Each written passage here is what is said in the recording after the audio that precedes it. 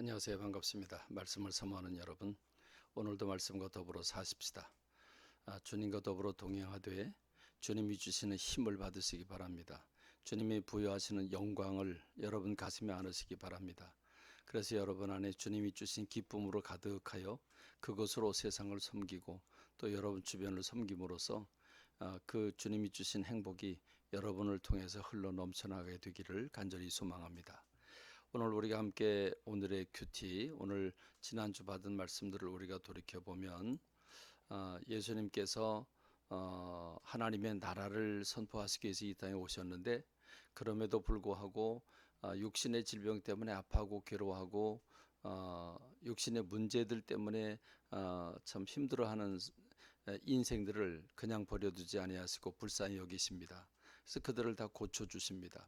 그러므로 우리가 여러분의 질병과 문제와 아픔을 주님 앞에 내놓고 간절히 기도하는 여러분 되시길 바랍니다. 근데 기도보다 더욱 중요한 것은 믿고 기도하는 것입니다. 주님은 신뢰라고 하는, 믿음이라고 하는 열린 마음으로 기도하지 않으면 그 기도가 아무리 간절히 기도해도 상달되지 않는다는 사실을 우리가 알아야 합니다.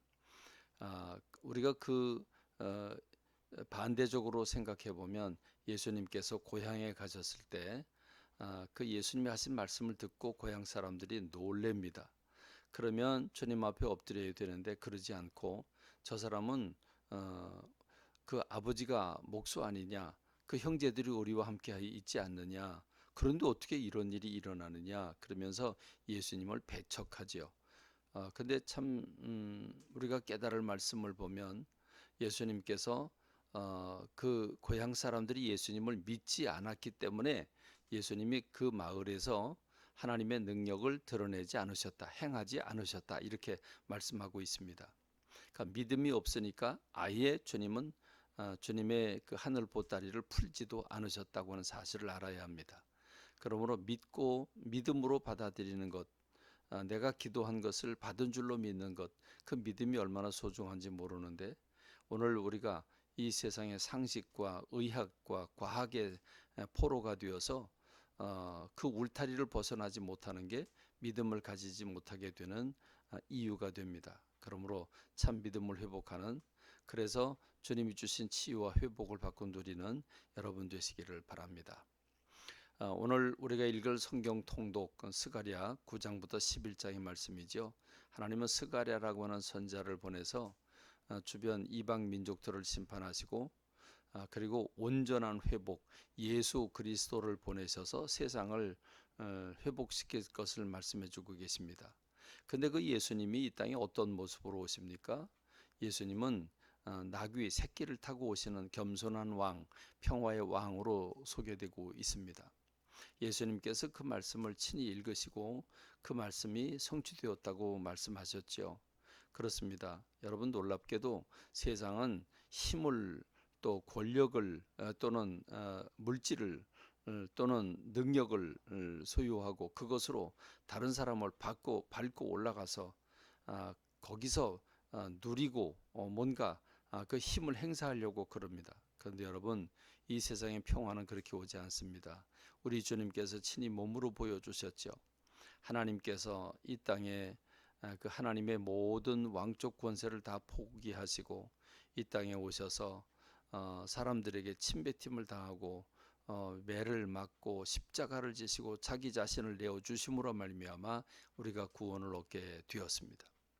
그렇게 해서 주님은 교회를 세우셨고 교회를 통해서 세상을 구원하기를 원하시는데, 그것은 믿는 사람들이 예수 그리스도의 뒤를 따라서 이렇게 십자가를 지고 세상을 섬김으로써 빛이 되고 소금이 됨으로써 그렇게 세상이 밝아지기를 원하셨습니다.